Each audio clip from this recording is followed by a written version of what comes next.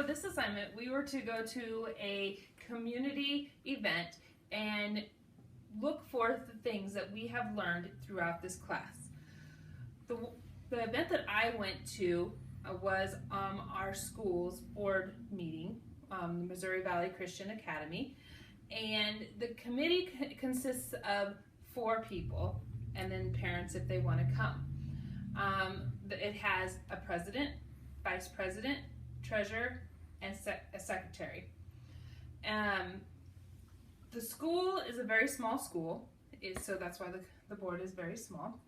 And the meeting is led, and they deal with a lot of things like which direction to take the school, how is the school's finances going, and if there's problems, what they can do to improve them. At this meeting, everybody was there, including a parent, and they dealt with their agenda. That's how they run their meeting. It's very strictly followed. They open in prayer, they close in prayer, they deal with new business, old businesses, approving agendas, and everything else. The president is the leader of the group. What I had witnessed from the leader was that he was not so much a very driven leader. The reason for this is because he's been on the committee for 6 years, and in those 6 years, the committee has went through a lot of the school has went through a lot of hard times. So you can really see the toll that it has been taken on the guy. I would call him probably a negligent leader.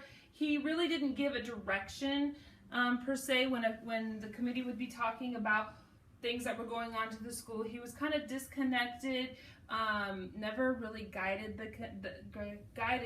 the people on which way they should go, how it should be perceived.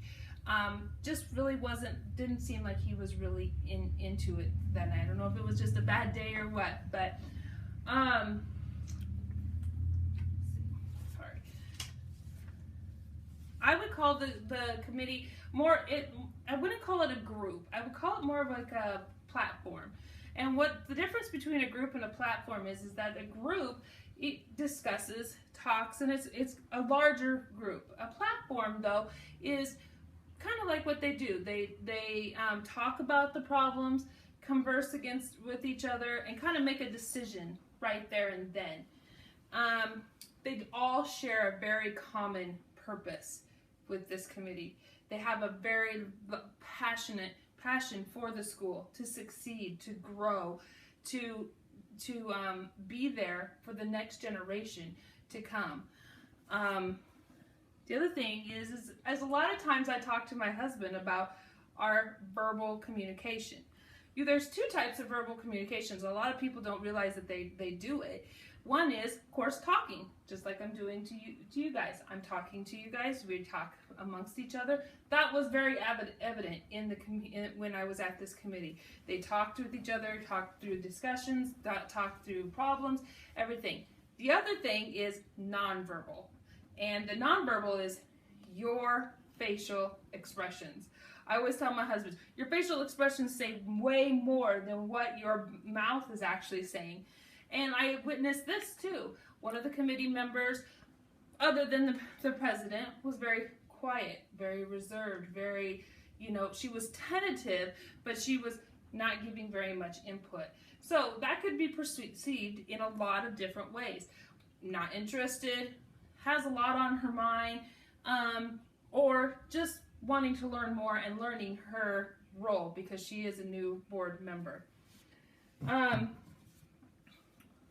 The structure we talked about already, and one thing that I noticed was when I look to the leader, I always look to say, when things get off track, who brings it back?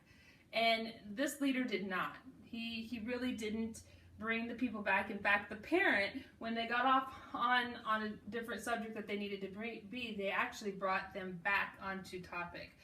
So I've really learned a lot about how to watch people and their communication and what should and you should not do in these things. It's been a really great class.